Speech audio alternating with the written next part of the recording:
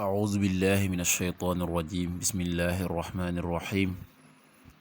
والصلاة والسلام على رسول الله سيدنا ومولانا محمد وآله وصحبه ومن والاه السلام عليكم ورحمة الله وبركاته بكي نوغلين دي نوي دي لين زيارة di leen balu xaq te di leen bal xaq di leen ñaanal jàmm waaye itam di sàkku ci yéen ngeen ñaanal nu ko nuy ñaanit borom bi tabaraka wa taala mu defal nu tawfiq boolu nit defal ndimbal bokki nu dikkaat ak yéen ci xadiisu bis bi mu dee xadiisul yawm niki nu ko baaxoo di ànd ak yéen bis bu jot seen mbokk Cheikh Mbaye Seck di ko ànd ak yéen an Abdullah ibn Amr ibn al-Aas radiyallahu anhuma أن النبي صلى الله عليه وسلم قال بلغوا عني ولو آية وحدثوا عن بني إسرائيل ولا حرج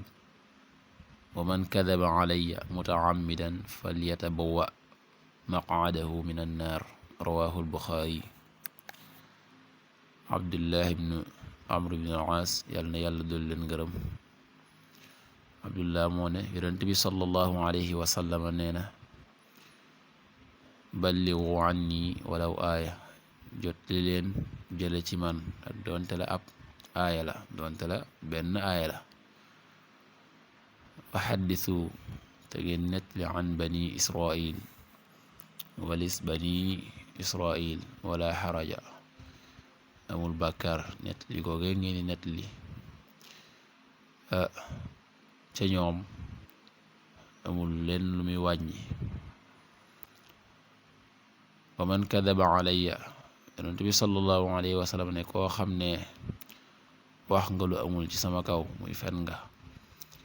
mutaammidan te koy aji tey kooke kat nee na fal yatabawwa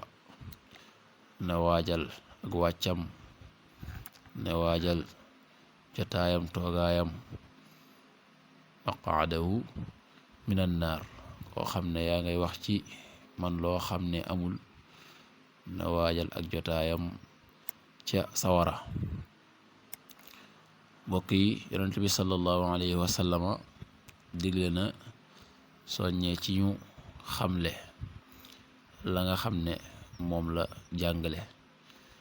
kon lañuy jële ci moom doonte la benn aaya sax nga xam ko jot li ko ndax jot li nga koy jot li njariñ la ngir ne mën naa am ñoo xam ne loolee lu ñuy gindikoo la waaye itam la nga xam ne xewoon na ca bani Israil te loolee soo ko nettalee du wuuteeg la alquran xamle du wuuteeg itam la yonent bi sallallahu alayhi wa sallam jàngale ci xadis loolee wàññiwul dara na fekk la ngay wax ca ñoom ca la xewoon ca ñoom lu alquran saxal la waaye itam lu yonent bi sallallahu alayhi wa sallam jàngale la xadis jàngal nu ko loolee bàkkaar amu ca waaye lu waay di wax itam la ngay wax ci yonent bi sallallahu alayhi wa sallam na doon loo xam ne lu wér lay doon na doon loo xam ne dëgg lay doon ndax la nga koy askanel jële ko ci moom na doon lu sax lu dëgg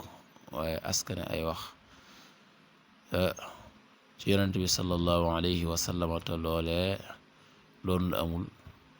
loolee lu rëy rëy la yonent bi ne képp koo xam ne yaa ngi koy def na waajal ak jëkkaayam na waajal jotaayam ca sawara kon yonent bi sallallahu alayhi wa sallam looy wax ci am te di ko askane na doon lu sax na doon lu wér na doon lu dëgg mel na kon dal xaraam na yellul ngay wax ci yonent bi sallallahu alayhi wa sallam loo xam ne nekkul ba tax loolee ku koy def ak tëkku dal na ci kaw yow mu koy def ñeel la jëm ci sawara kon loolu day tegtal na bàkkaar la mu mag a mag muy wax ci yonent bi sallallahu alayhi wa sallam loo xam ne amul yàlla na yàlla defal tawfiq defal ndimbal lépp lu ñuy wax ci yonent bi sallallahu alayhi wa sallam di ko askanale mu doon lu wér doon lu dëgg waaye itam lépp loo xam ne ña ngi koy nettali ci bani Israel googee nga xam ne yonent bi sallallahu alayhi wa sallam wax na ne aayul ñuy nettali ca ñoom la nga xam ne xewoon na ci ñoom te doon lu sax, bàkkaar amu ca. waaye kon bu ñuy nettali ci ñoom loo xam ne nekkul lu sax, loo xam ne ak waare amu ca, loo xam ne ak ginni ko du ca am, loo xam ne ay sos rek lay doon. in uridu ila al islaha ma stata'tu ma tawfiqi illa billah, wassalaamu aleykum wa rahmatullahi wa barakatuh.